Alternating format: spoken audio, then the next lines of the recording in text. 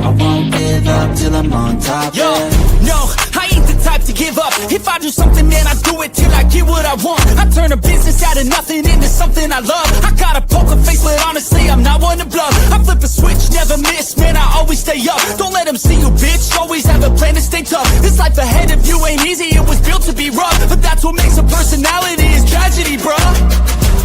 So keep your head on your shoulders. Now we ain't out here moving rocks, we out here moving boulders. Now we ain't getting posterized, we out here making posters. And we ain't got nothing to hide, we move forward like soldiers. You bet. What up, what up, what up? Welcome into Pregaming here on Sports Money, a special day today, Wednesday, January the 14th. Our guy, MMA Jeff, has a birthday. Join me in wishing MMA Jeff 19 a very happy birthday. I'm sure he's out to dinner getting ready to do the thing. But I hope all you guys can take a second, repost the tweet that I put out there. Show some love to my guy here. His birthday, it only comes around once a year. It happens to be today for him. So make sure you guys do check it out. Smash that like, smash that repost. Let's give him a special little video for his birthday.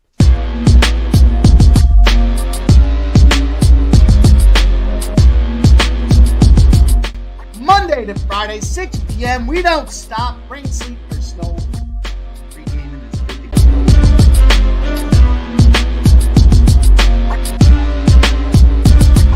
Snow, Curtis Blow, flow, fuck all you haters. Fuck making bitch using best simulators.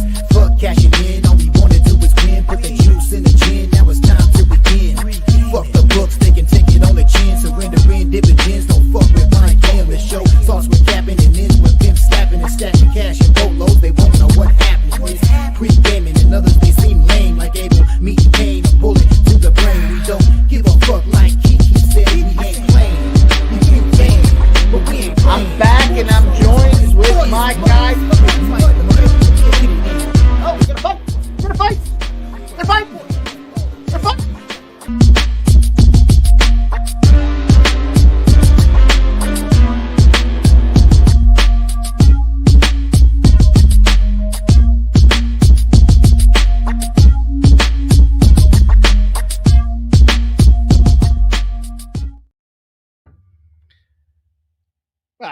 There's a little fun. Shout out to our guy, Jay Peasy, creating the best outro in the damn business. You guys heard it here first. Your boy here put a little production value to it. I'm going to drop a link in the chat. I want to shout out those guys that did like and repost.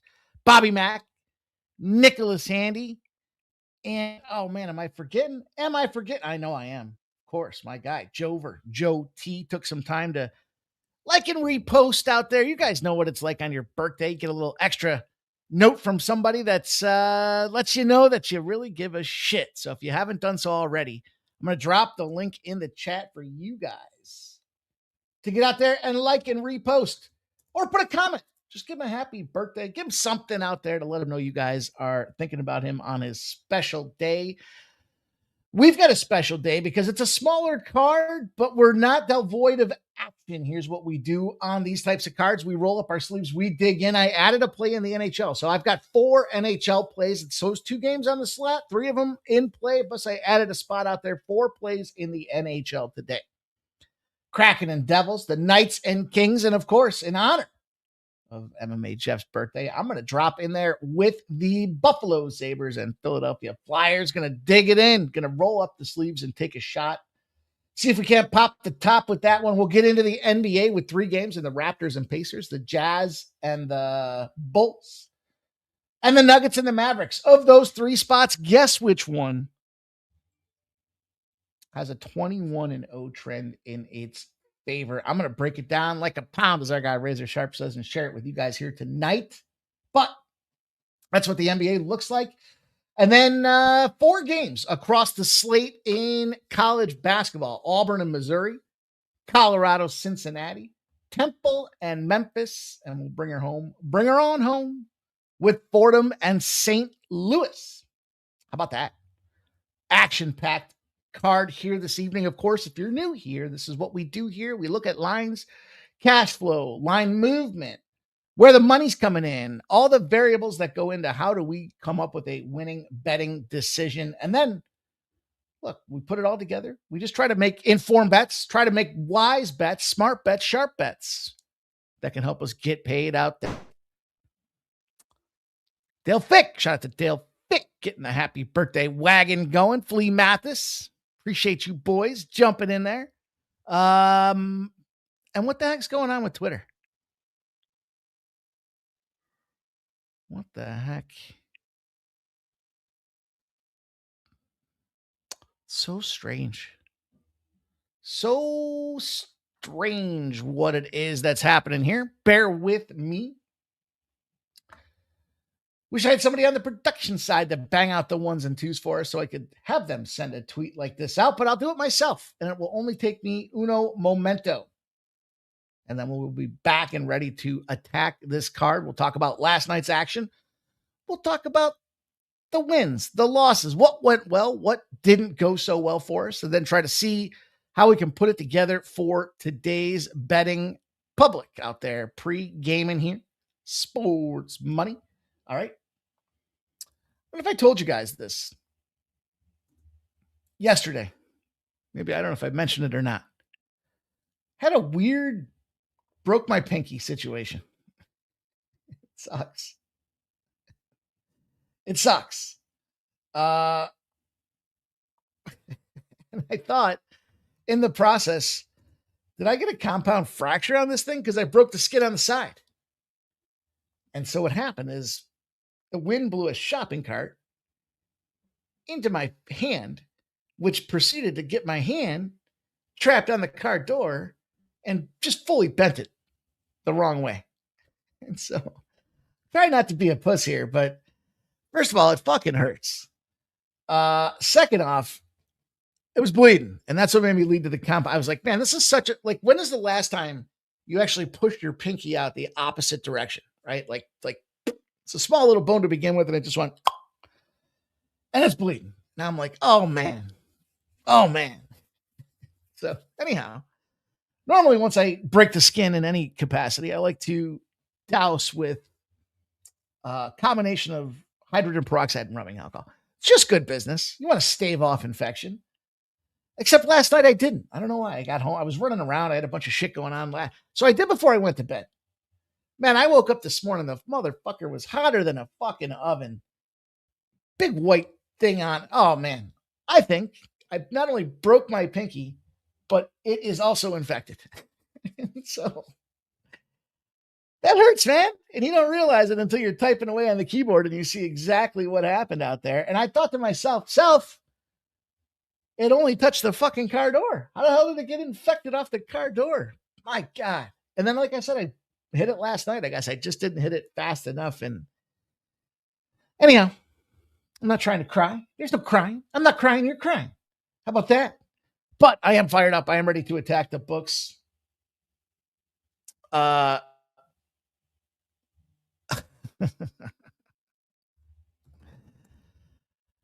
hope you guys are as well. Sorry, I had a message coming in there. On top of everything else, populated today, midweek, no live betting shows last night or tonight. I don't know what to do with myself. But I am going to start posting more on the gram. I'm going to start to do a reel over there. Starting to get some volume, starting to get to that. We're almost to the triple digit mark on Instagram. We did cash our play last night. I hope you guys were able to make that money with us. It was a plus 170, and it was in the Edmonton Oilers. It was both teams to score in the first period, and it cashed. Scored like 2 minutes in, scored with like 3 minutes left. Boom, boom. Both teams scored. Plus 170. It was out there. I haven't posted the link for you guys at the end of the show to check it out. Love to see some comments out there if you guys are tailing those things, because I got another one tonight. I got a great play tonight. There's a late night special. Excuse me. A late night special to go fire it up, but I think I'm going to start doing some reels over there as well. So we got probably 3 months worth of plays just about every single day. Maybe I miss one here or there, but I know there's at least 25 a month, and we got at least 3 months worth of info. So lots of plays over there for you guys to consume on top of what we do here. Just trying to give you guys more content, more plays, more action to help you guys get to the betting window. And I think there's a big difference to kind of talk about here, right?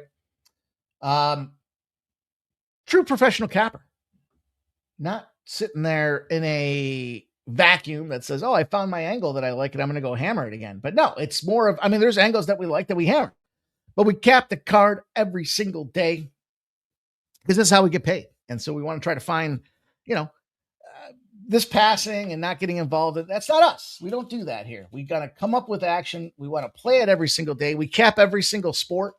And that's why we can come up with angles like both teams to score or not, based on things like expected goals for and high production opportunities, though that so on and so forth. And so there's a bunch of them, right? And so just kind of putting them around, putting a little, what do they call it? Easter eggs, I guess, planting little Easter eggs all around social media, trying to help you guys find some of those spots to get paid. Of course, you can always subscribe over to Winnable, turn the notifications on and get the best bets when I drop them. I put all the free plays over there as well. So you guys are always in the know. Today, I dropped out the 2-pack for golf that starts tomorrow. So it's the Sony Open it'll be in Hawaii. Looks like wet conditions this time in Hawaii, despite it normally being a beautiful tropical environment. My favorite place to visit. Should be opportunities to score. I've got 2 plus money plays out there, all medal level members, whether you're bronze, whether you're silver, whether you're gold. You can hop on over to the community post tab and you can find all or both of those plays out there. One's a plus 300. And I think the other one was like plus 185 that I got it at. So 2 plus money shots. And you know the deal with golf, it's a 4-day event, takes 4 days to mature, but I do like playing first round leaders. So in honor of the season starting, I will probably try to keep it to no more than 2 first round leaders. I'm going to say that right now. We'll reevaluate the strategy as we go. I think that's why you got to keep score. That's why you got to keep track of what you're doing, wins or losses wise, that you can figure out what's working and what's not working. But I think, look, these first round leaders are like 60-1 and 45-1. And like, if $10 makes you $450, I mean, how much do we have to really get into that? Right. It's like, $5 better can go out there and make a couple $100 pretty easily without really blowing up the bankroll and disrupting too much out there. But we got to hit it. We got to keep those things going. So we'll look for that action to continue as we go. Maybe I'll add that. I get a sharp perspective betting report for all sports, part of the tools and technology that we use to come up with winning betting strategies. And very often they're reporting on some sharps that play in the PGA and the ranks of not that play in the PGA, but bet on the PGA. And usually doesn't come out until late Saturday or late Wednesday night though. So we'll see. I don't know. It's the first week for the golf starting back up. So get yourselves ready, you guys. Probably won't do too many videos. Maybe in the summertime, we'll put a couple videos together, but I don't know. We'll see. We'll see what happens as it continues to roll out and we continue to layer things. And I know there's a lot of changes coming down the pike here. New shows, new programming, new formatting. We're going to have the Winter Olympics popping off here in about 3.5 weeks. And frankly, that's why we've seen such a crazy and hectic NHL schedule. There aren't those days where there's like 2 games. Remember last year we'd get to like Wednesdays and there'd be like 2 games. And that's like, well, really? That's it? An early game and a late game? Because they've all got to deal with about a 4-week break, 3-week break for the Olympic hockey period over in Milan. So, we're going to get you guys covered. We're going to be betting all across the Winter Olympics. Have some live shows for the Winter Olympics too. Might be like a Scott Henson red zone, except we might do it just for all the Olympics that are going on at the particular time. So I don't know, more to come. Stay tuned. I hope you guys are excited about it. I know it's my favorite Winter Olympic or favorite Olympic activity. I could care less about the summer, although I do like me some beach volleyball. You guys know my affinity for beach volleyball. Anyhow, let's get to work. You guys know the deal. The thumbs up button is the best way to show some support for the squad. We won about 1.5 units yesterday, in part, and thank you to the Instagram play of the day with both teams to score in that Edmonton game. I think I've shared with you guys the formula now enough. When you see a lot of first period action and you see teams that are running hot and scoring in the first period, you might as well take the shot. Now, we gave it out as a winnable play at minus 130 for both teams to score. For over 1.5, and then circled back and effectively made almost 3 units on a little over 2-unit investment in that spot yesterday. So that was a very good play to us. It definitely helped us crack that green, and we cashed as well in the under in Virginia. 79.70, 154.5 cashed for us out there. We cashed in New Mexico. Toughest place to play, probably 87-64 to Grand Canyon. Big conference win there. We cashed in Florida. That was the added spot out there for Florida. And if it wasn't for Iowa State, we would have swept the board. Should have stuck with Iowa State under. I told you guys I was going to go 2 plays in that game, Iowa State under, and then Iowa State -2.5. Should have stayed with the under. Switched it around at the last minute too. Could have been a sweep, but it wasn't. We got 3-1 in college hoops. Then we went into the NHL. We lost that Vancouver game 2-1. I mean, Ottawa took a quick 2-0 lead.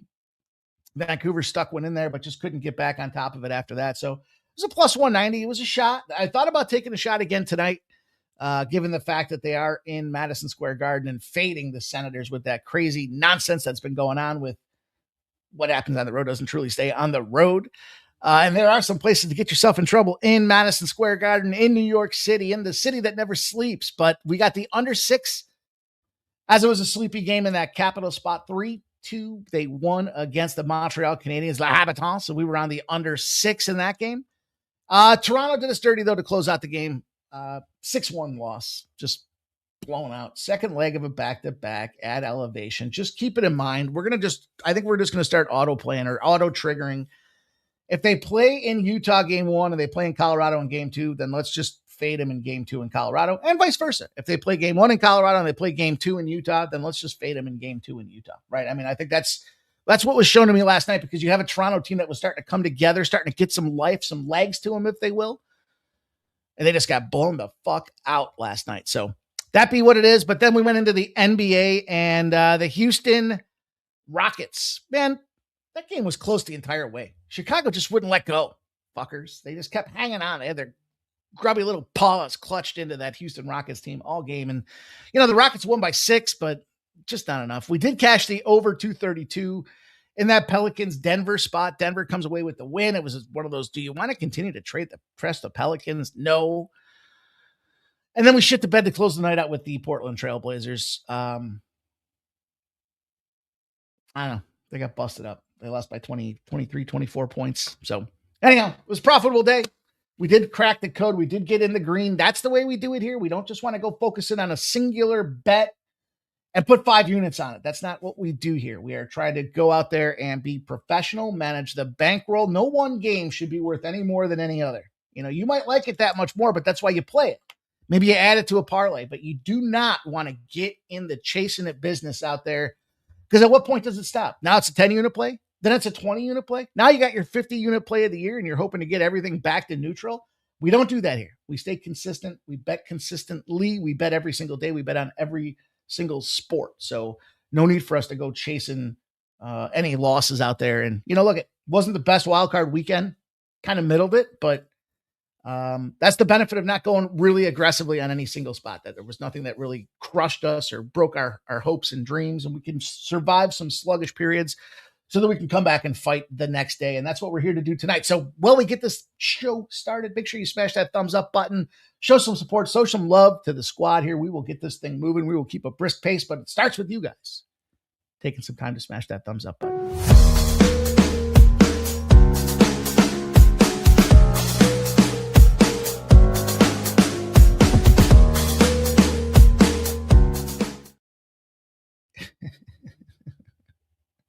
Let's go, you guys. Appreciate everybody being here. Shout out to Redbeard as a renewal in his membership out there. And Nicholas Handy's checking in. Bobby Mack, but Chico de Gallo's here. Bobby Mack says afternoon soccer was kind to me, and I'm ready to keep it rolling. I did not get involved in afternoon soccer today. Buddy. Nine Legacy says, I'm back in the building. Paid in full parlay of the day. Colorado, St. Peter's, Temple, VTech, Drake, Missouri State spread for our guy Nine Legacy. It's good to see him back here. Scott's in the house. Says, I love the Nick Taylor call. Nick Taylor, you old sailor. Let's go, Scott. Trevor Davis says, what's up, guys? Scott says, Mikey, what do you think of an Ottawa-Seattle parlay in the NHL tonight? Because you are in green, my friend, I'll give you some thoughts on it. Look, it's the second leg of a back-to-back for Ottawa, and I wanted to fade Ottawa yesterday. So I don't want to talk you off of it. How do you talk somebody into playing the Rangers at home? It has that feeling to me like it's a Ranger spot, dude. It's not something that made my card. As a matter of fact, I really didn't get too involved in this one at all.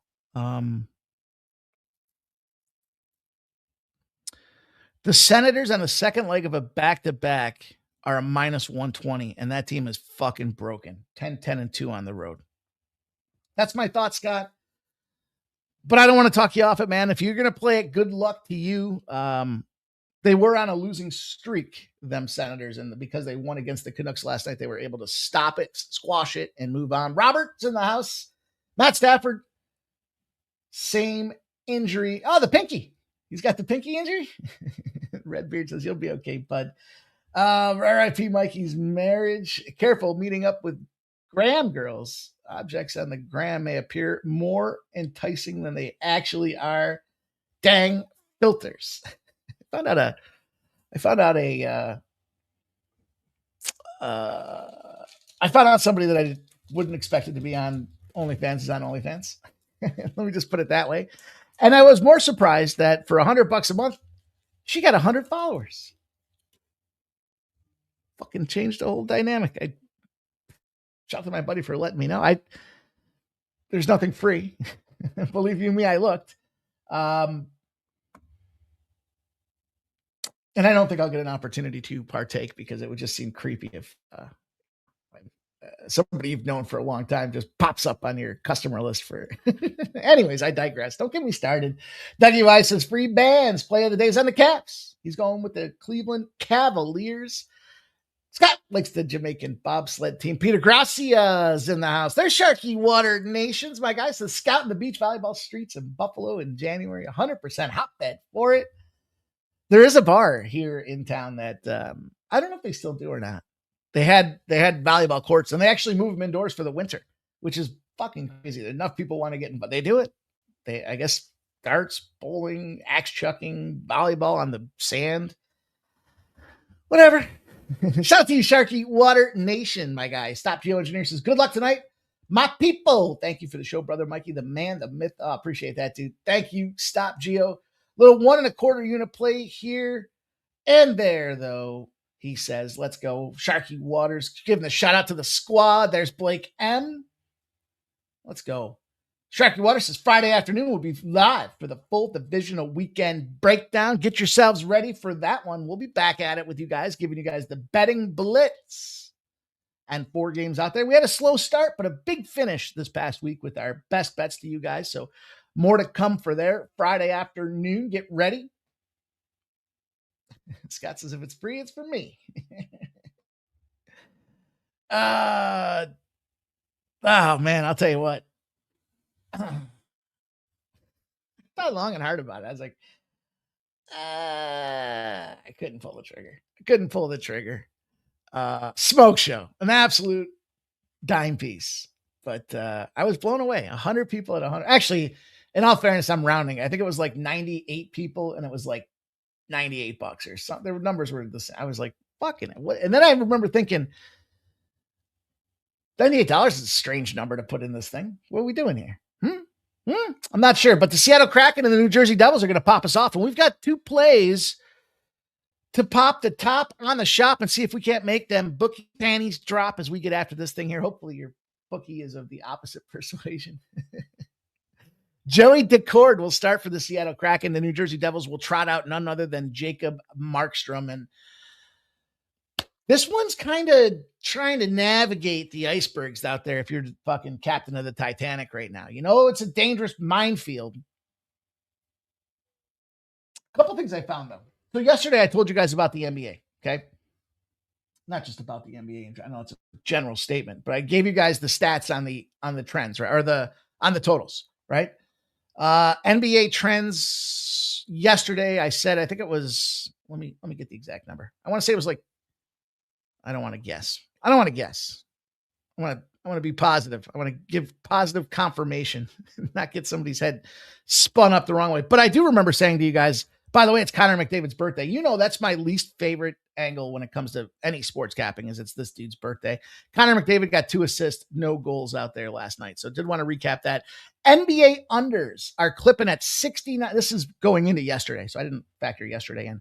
62 and 28 to the NBA unders.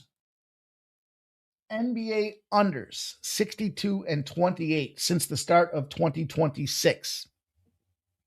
If you blindly bet the unders, you could retire already. Now, overs in the NHL. I wanted to share this one with you guys too, because 5.5. This is why I like the sixes so much. 5.5. The over in the NHL since the start of the year on 5.5, 22 and 4 to the over. 5.5 over. NBA's under. Data supports those conclusions, those calculations. So keep that in mind as you're looking at some of these games. And then when you start seeing things like sixes, well, you know the deal. Those help us with the old push factor. But as it relates to this game, Seattle's got the cord. The Devils got Markstrom. Markstrom comes in here with a 3.41 goals against average. Markstrom, I mean, look, this whole Devils team is just plagued with inconsistency. And that's kind of the way I approach this thing here. Markstrom did have a good start, 20 of 22 saves for 91% against the Minnesota Wild. Minnesota.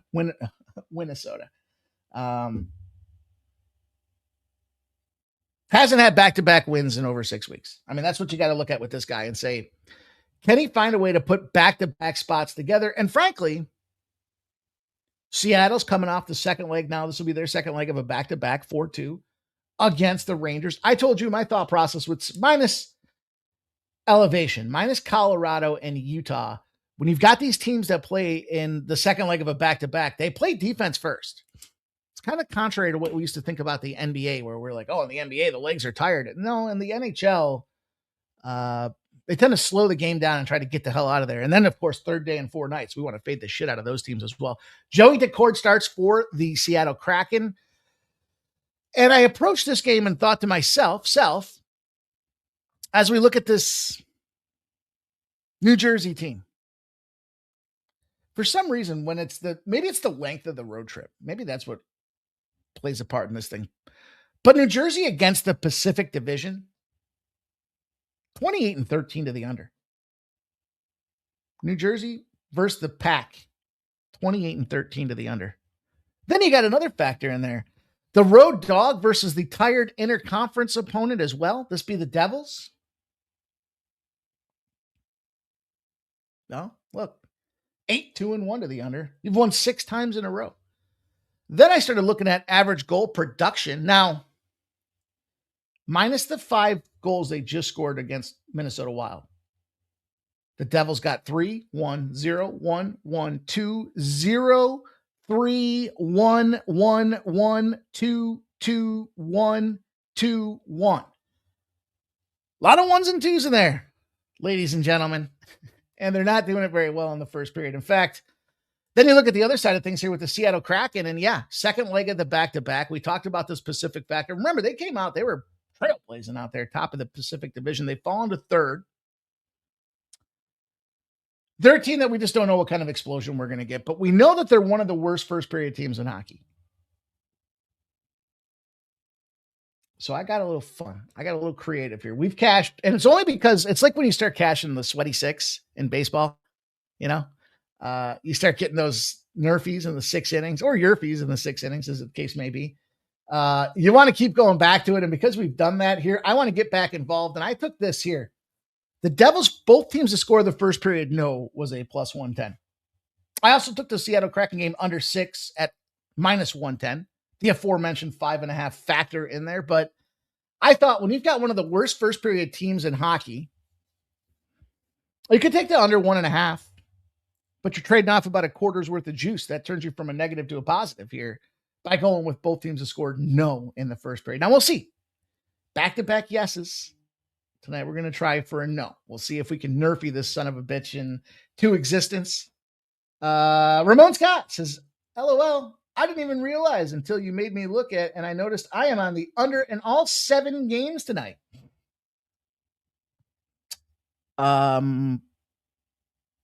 For the NBA? Are there 7 games in the NBA? No, there's not 7 in the NHL. Yeah, that sounds about right. There he goes. He says he's on all the unders there. There you go. How about that? Redbeard says Raptors -1 and Bulls Mavs moneyline parlay for me. Scott loves water.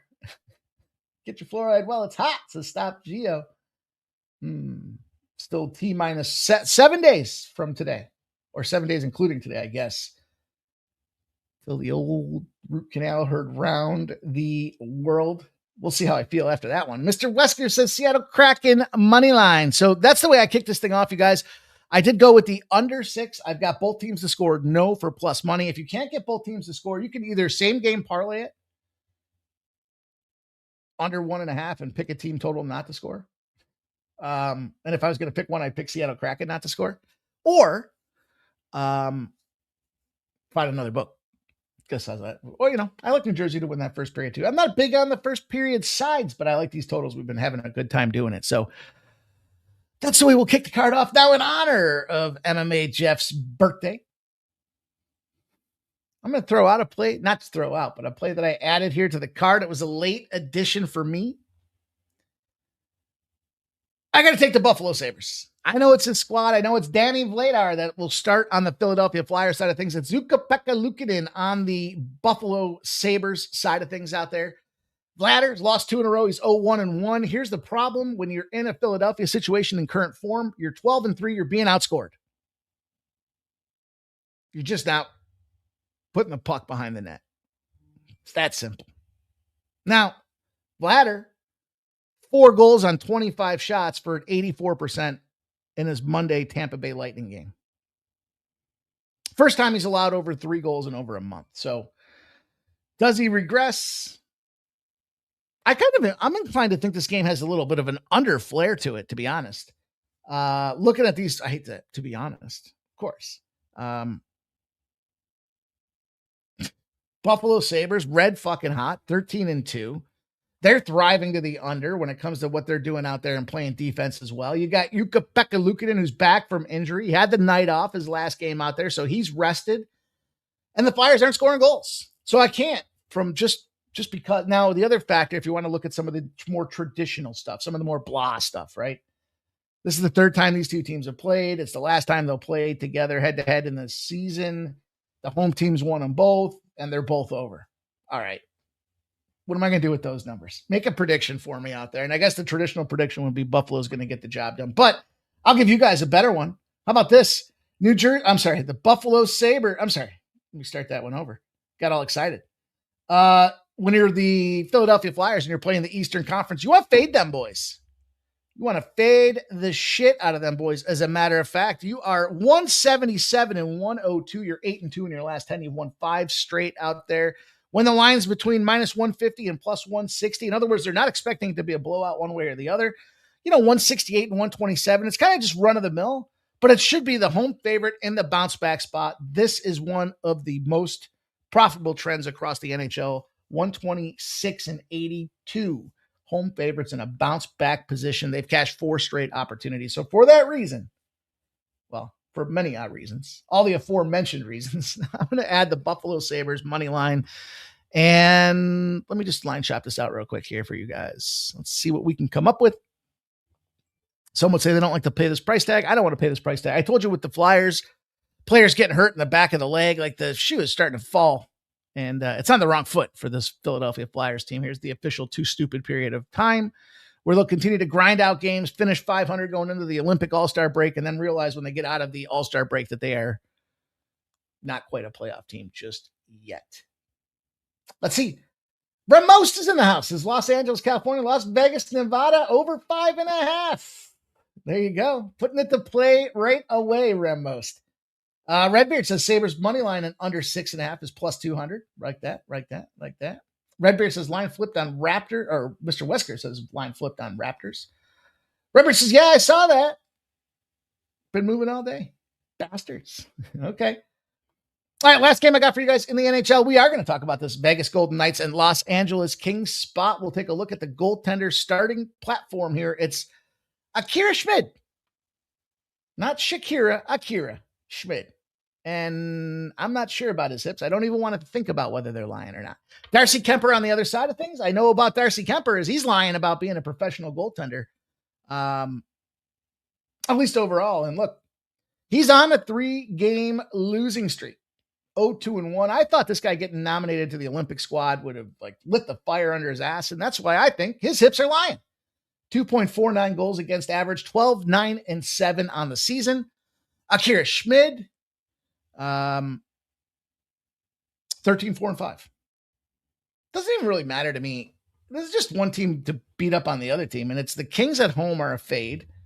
Maybe not post-Olympics. We'll have to evaluate where they're at. But they were so dominant. Law of averages, law of large numbers. This isn't their I mean, it is their due, but the science behind it is the law of large numbers. This is what the entire health insurance business and industry is based upon, is predictive analytics.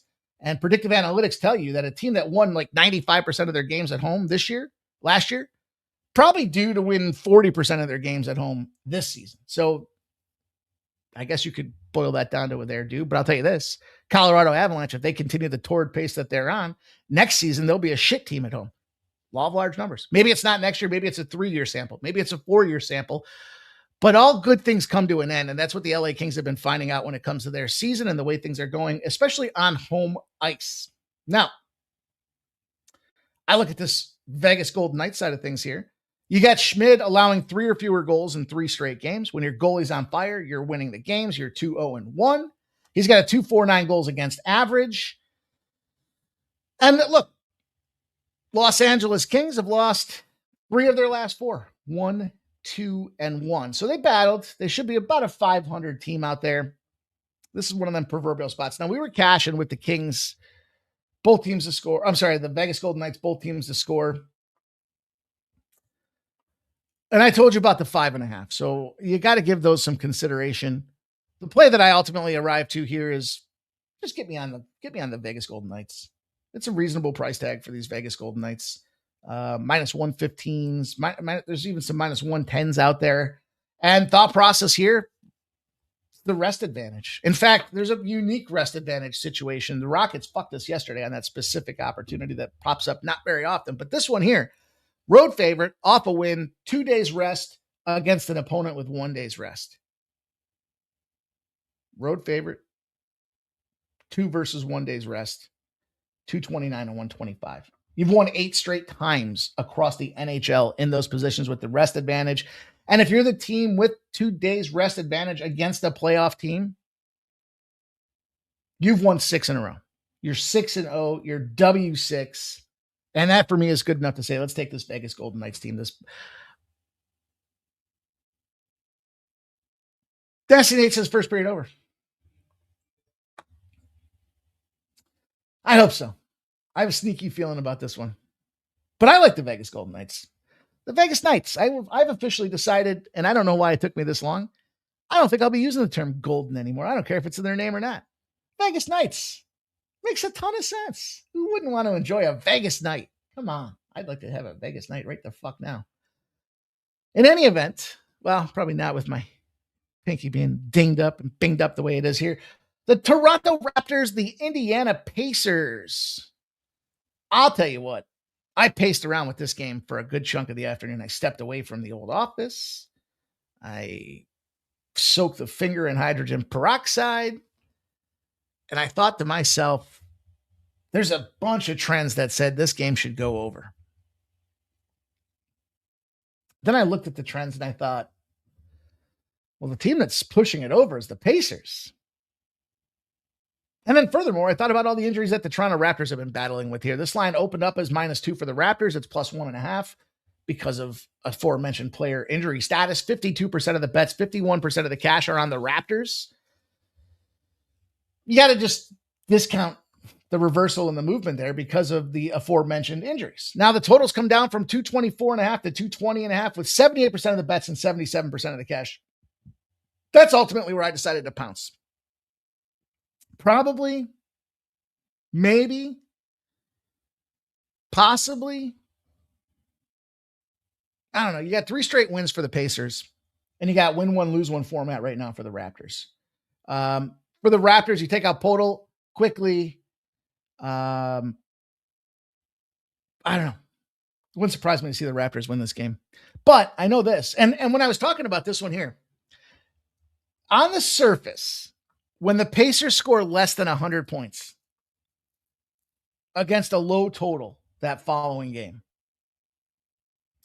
They're 24-2-2 to the over. Okay. That's what got the head kicking. The old head movies going, thinking, man, there's a huge bounce back opportunity. Then I dug deeper.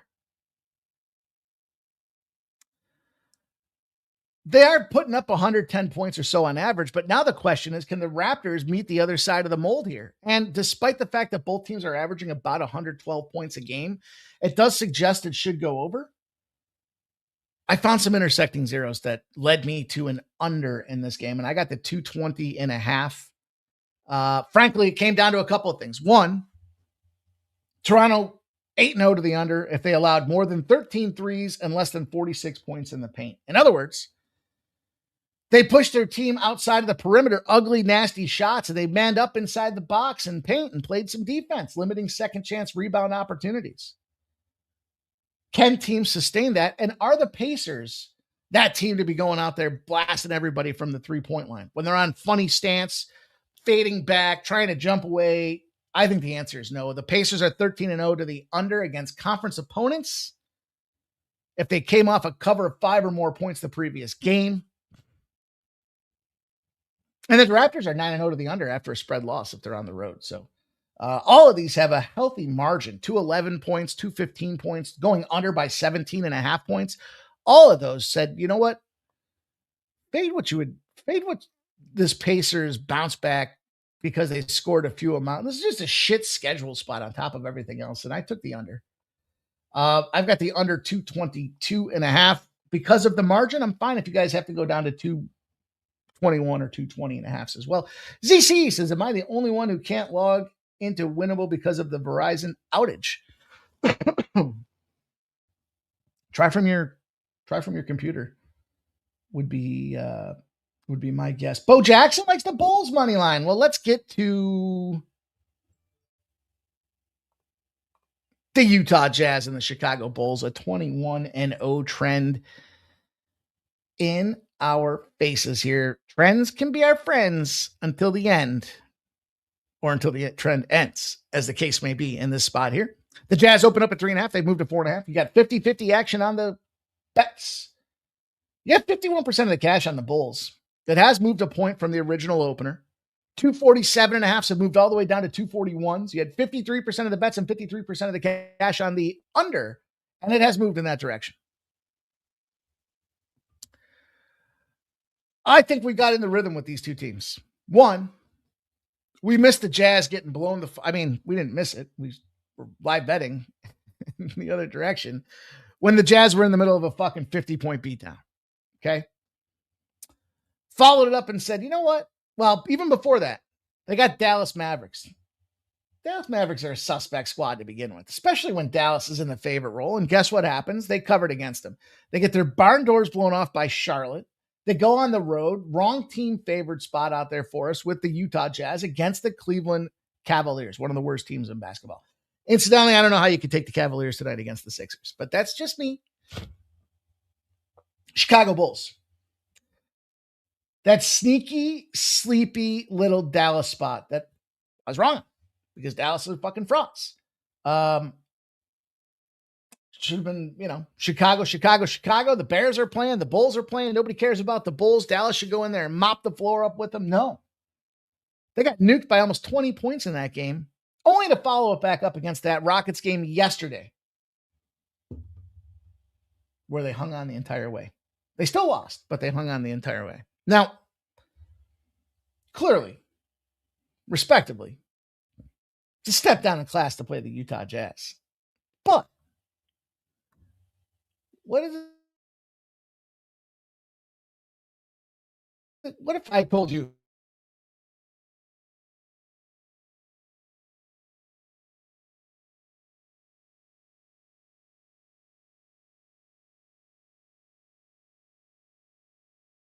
the dog finds a way? And I think you look back at these two teams.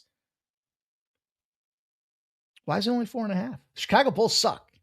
So do the Utah Jazz. But that playoff factor is enough to jump into the criteria to say, in other words, they kind of play up against the better teams, and the dog finds a way to get it done. So it's ugly. It's a close your nose and lay or take the 4.5 points. And just hope it's just not a fucking 50.5 point blowout. And don't live bet either. This is just play it 21 straight. If I can come up with a 21 straight for you guys every single day, I would be a happy fella, and I'd be happy to share it with you guys. But I am taking the Utah Jazz. I am taking the plus 4.5. And that's what I'm doing. Shout out to Markel. Shitty ass NBA games. Mr. Weskers. Duck is he's a bounce back coach, ironically, and this case may be out there. Let's see what I got. Sharky says the Rockets will beat the OKC Thunder tomorrow. When my man speaks, you best be listening. The Nuggets and the Mavericks. We'll close out the NBA portion. We got to move quickly because we got hoops to get to as well for you guys, and then we will put a bow on the show and get up out of here so that you guys can all go have an alcoholic beverage. And on behalf of my brother, MMA Jeff, and look, I think the Nuggets beat up the Dallas Mavericks. I just told you. I think the Mavericks are frauds. Sometimes I kind of sneak peek my fucking look into the next spot because I just don't believe in this Mavericks team. In fact, history shows you don't take them as a favorite. You don't do it. Stop it. 79% of the bets and 77% of the cash are on the Nuggets, despite Jokic being out of there. They're still finding a way. We go back to that Raptors game after the first spot where, they said, we're going to be okay. We've got depth. 230.5s have come way down to 224.5s with 85% of the bets and 85% of the cash on this spot on these fellas. And look, I'm not doing it. Fuck these Mavericks. 3.5 they laid against the Brooklyn Nets. They won. It's the Brooklyn Nets. Incidentally, I like the Brooklyn Nets tonight.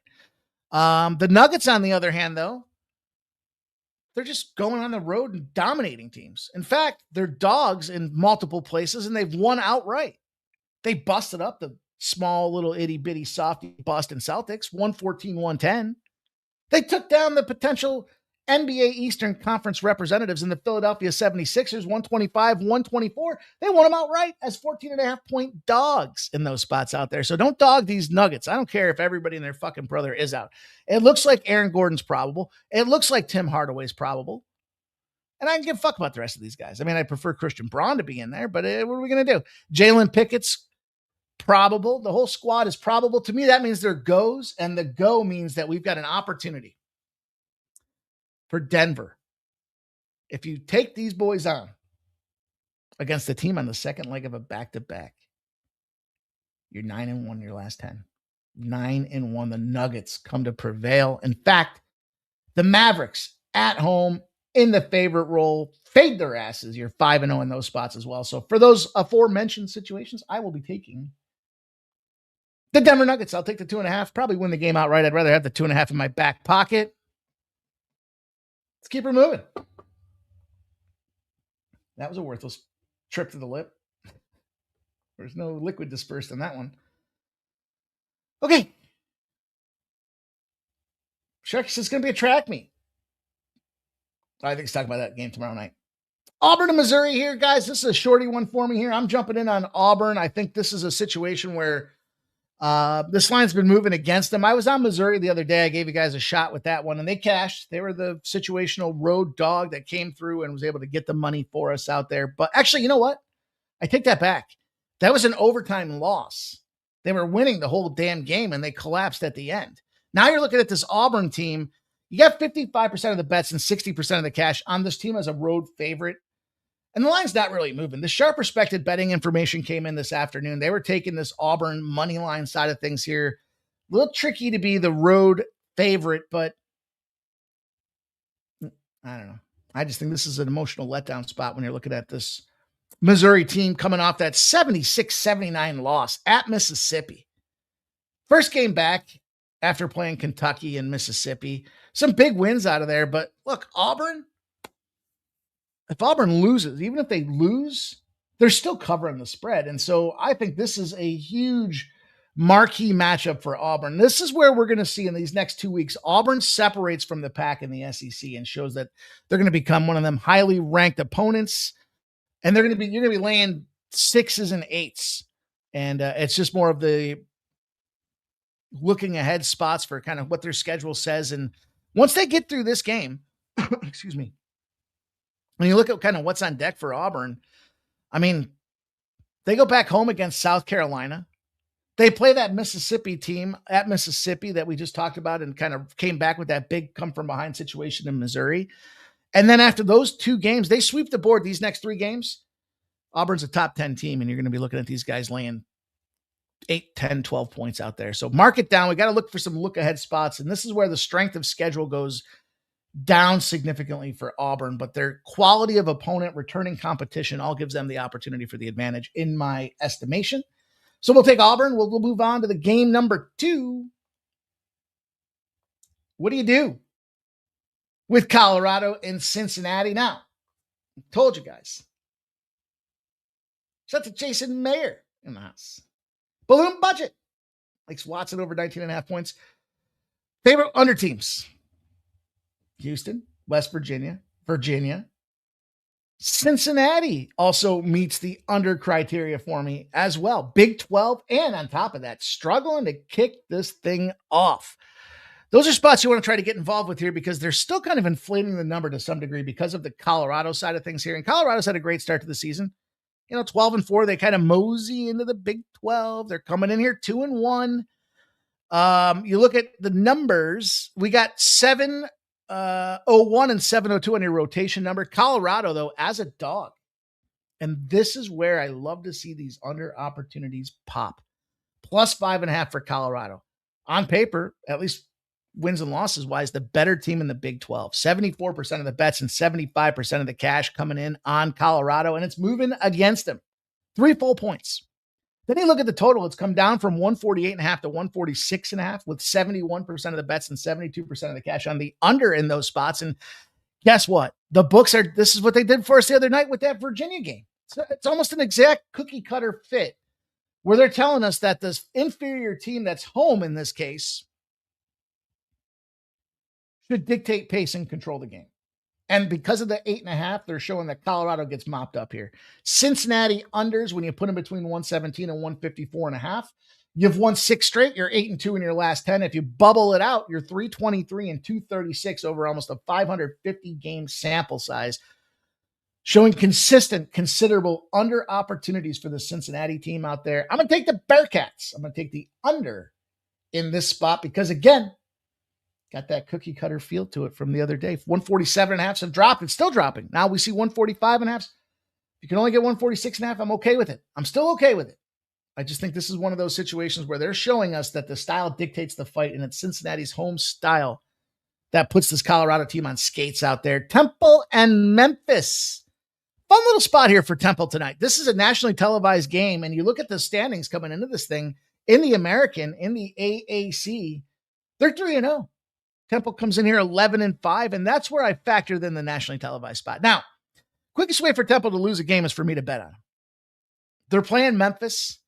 This line's come down 2 points. It was 9.5. It's moved to 7.5. You got 69% of the bets and 69% of the cash on the Temple side of things here. The totals come down 5 points with 72% of the bets on the over, 72% of the cash on the over. So what gives? Well, I think the fact that here's your wrong team favorite candidate of the night. Try to give you guys one of those every night. Memphis coming off a loss. This is their first game home after playing at Rice and FAU. I don't think that level of competition, especially the FAU side of things to me, that was the one that kind of popped my eyes open. Now, FAU covers a shitload of spreads. They're 11-4. So mind your manners when you're talking smack about this FAU side of things here. But I don't know. They don't really enamor me. I mean, they play a team like UCF. UCF's a high-paced game, and they don't dictate style and pace. We talked about this Owls team, too. This is an Owls bounce-back season. Remember at the start of the year I talked about that? They go fucking surprise everybody 2 years ago. Cutting down nets, more or less, right? Influx of dollars. They're big dicking everybody in the campus, right? Year 2 comes in. They got an influx of cash. They're popping bottles. They're dating all the girls everywhere they go. Everything's glorious for these boys in FAU. And they take a step back because they're too focused on celebrating the previous success than going out there and getting it again. Now we're into year 3. This is where they go back and climb on top of this thing. So all that being said, I like FAU against Wichita tomorrow. But as far as this game is concerned, I do think that Temple comes in here, the healthier squad in a nationally televised situation. And, you know, they just finished a game on the road. It's not like they're adverse to going on the road. It was Charlotte. They were 1.5 point dogs. They won 76-73. Now, Charlotte's not one of them squads that, you know, scares the shit out of anybody, but, you know, middle of the pack type of situation. They've got big road wins against Rice and UTSA. They played that Wichita State team, by the way, the aforementioned Wichita State that's going to get throttled tomorrow by FAU. They beat them outright 104-100. So as far as the AAC is concerned, I feel like this is one of them conferences that I'm pretty attuned with here. And then I can give you this one as well. Temple in the dog roll, you're 7-3 in the last 10. If they're road dogs, 39-12 overall. Temple, you just underestimate this squad because it's lowly little Temple. And you know, our saying around here is fuck Temple. But when your opponent's off a loss, you're in the AAC and you're a road dog off a loss. 2 losses equal a win. The AAC road dog is 9 straight dubs in that position when both teams are coming off of unfavorable conditions. When they readjust it for the bad road team, they over adjusted, and that's what we're seeing here. Memphis comes off that loss to FAU.